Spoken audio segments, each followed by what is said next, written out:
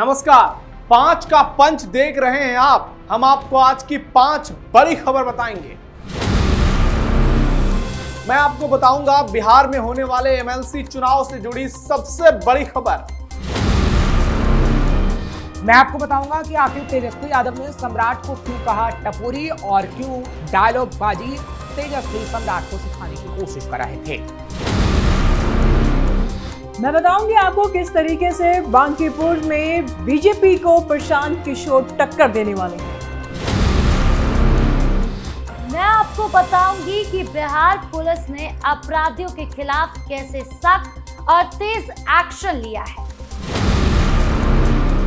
मैं आपको बताऊंगी सोनू मोनू गैंग के खिलाफ हुई कार्रवाई के बारे में और उसके बाद इस कार्रवाई की चपेट में पुलिस कैसे आई उसके बारे में।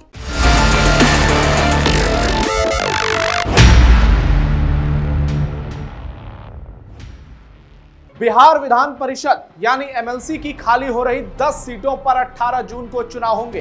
इलेक्शन कमीशन ने इसकी अधिसूचना जारी कर दी है।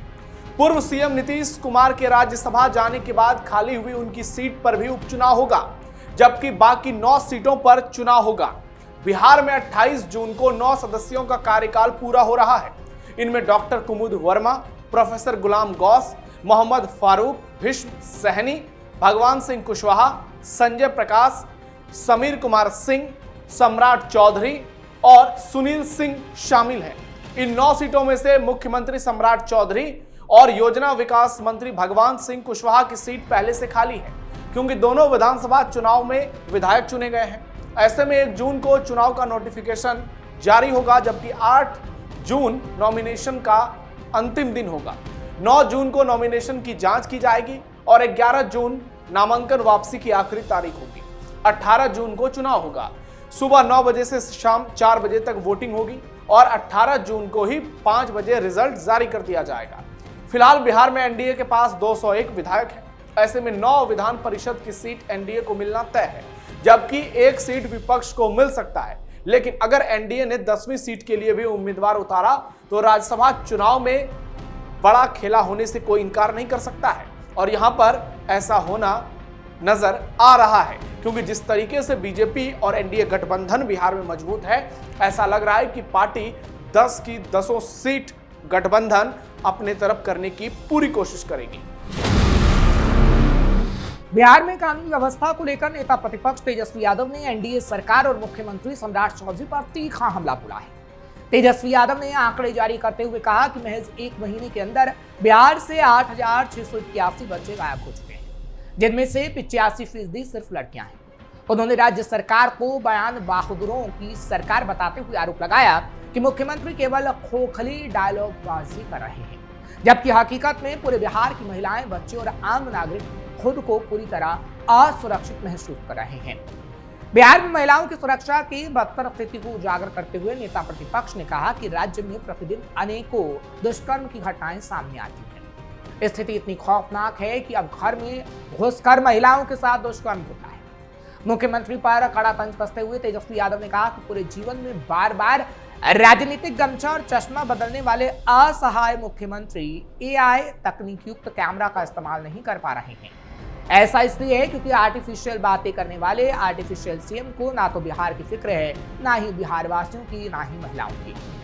पाताल से अपराधियों को ढूंढने के दावे को खोखला बताते हुए नेता प्रतिपक्ष ने कहा है कि कृत्रिम तरीके से मुख्यमंत्री ने अपराधियों का सम्राट बनने की कोशिश तो की, लेकिन वो बन नहीं पाए हैं और अपराध पूरी तरीके से खत्म भी नहीं कर पाए।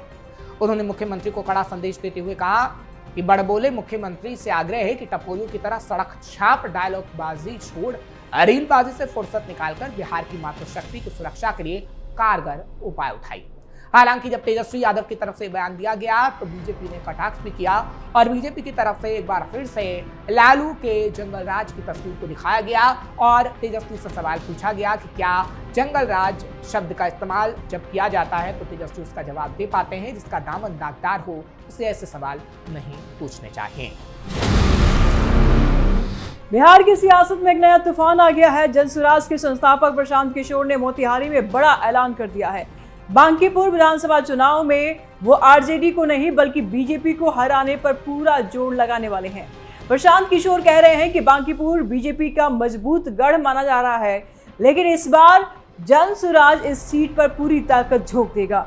उन्होंने साफ कहा कि केवल जनसुराज ही बीजेपी को यहां हरा सकता है, क्योंकि पिछले 40 साल से आरजेडी और कांग्रेस इस सीट पर भारी अंतर से हारते आ रहे हैं। प्रशांत किशोर की रणनीति साफ है। वो बिहार की राजनीति को जाति, रंग और प्रतीकों की बहस से बाहर निकालकर रोजगार, पलायन, शिक्षा और कानून व्यवस्था जैसे असली मुद्दों पर ले जाना चाहते हैं।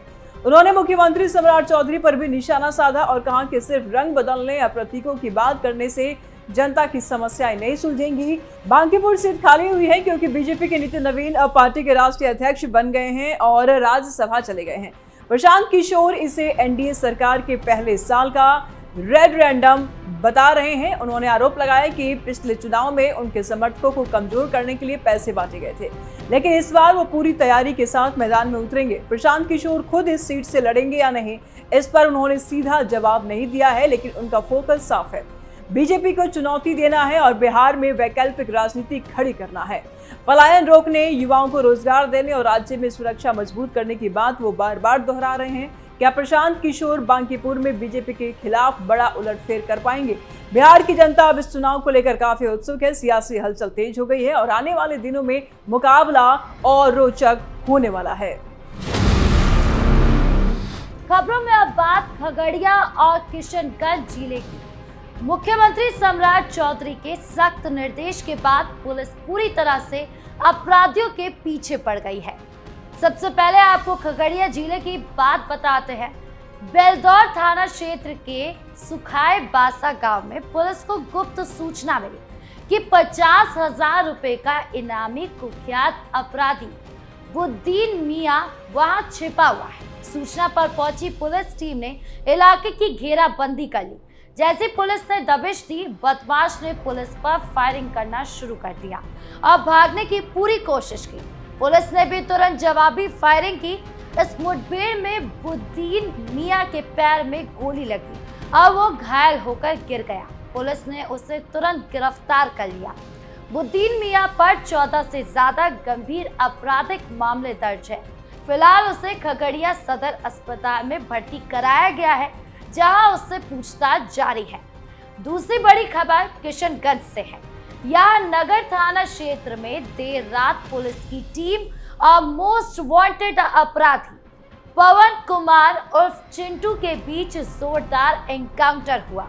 बदमाश ने भारी फायरिंग की, जिसमें 2 पुलिस अधिकारी भी घायल हो गए, लेकिन पुलिस ने हिम्मत नहीं हारी और साहसपूर्ण जवाब कार्रवाई में चिंटू को भी घायल हालत में गिरफ्तार कर लिया।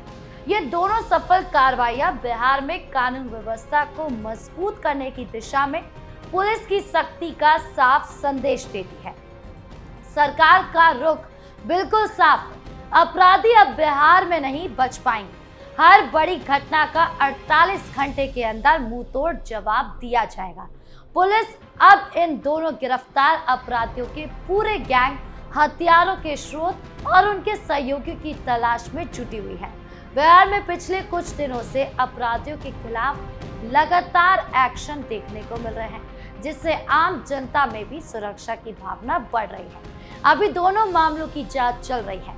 देखना यह होगा कि आगे पूछताछ में क्या बड़े बड़े खुलासे होते हैं। खबरों में अब बात बिहार में एक और, जहां मुख्यमंत्री सम्राट चौधरी ने अपराधियों के खिलाफ ऑपरेशन लंगड़ा के नाम से अभियान छेड़ रखा है, तो दूसरी ओर एक कुख्यात गैंगस्टर के घर तलाशी करने गई पुलिस टीम को लाइन में लगकर अपनी ही तलाशी देनी पड़ रही। हालांकि इस मामले में खुद की तलाशी देने वालों की कतार में खड़े 2 अधिकारियों को सस्पेंड कर दिया गया। दरअसल बिहार में कानून के राज पर एक तस्वीर भारी पड़ रही है, जो कि सोशल मीडिया पर खूब वायरल हो रही है। तस्वीर है मोकामा के 5 महिला थाना के नौरंगा गांव की। यहां पुलिस कुख्यात अपराधी सोनू मोनू के घर छापेमारी करने गई, लेकिन यहां उल्टे सोनू मोनू के परिजनों और समर्थकों ने पुलिस को घर में घुसने के पहले ही लाइन में लगाकर उनकी तलाशी ले ली। जानकारी के मुताबिक मोकामा विधायक आनंद सिंह के करीबी मुकेश कुमार पर एक दिन पहले नौरंगा गांव में ही गोली चली थी। हालांकि हमले में मुकेश बच गए, मगर इसका आरोप सोनू मोनू गिरोह पर लगा। पुलिस टीम सोनू मोनू के घर छापेमारी करने पहुंच गई, मगर घर में घुसने के पहले सभी पुलिस वालों को लाइन में लगकर अपनी ही तलाशी देनी पड़ी। हालांकि ये तस्वीर सामने आने के बाद पुलिस मुख्यालय ने लाइन में खड़े अपने 2 अधिकारियों को सस्पेंड कर अपनी इज्जत बचाने की कोशिश जरूर की। पुलिस की छापेमारी में सोनू तो नहीं मिला और ना ही गिरफ्तारी हो सकी, लेकिन छापेमारी करने गई पुलिस खाली हाथ लौटने की बजाय एक पुराने मामले में एक बाइक जरूर बरामद कर अपने साथ ले आई।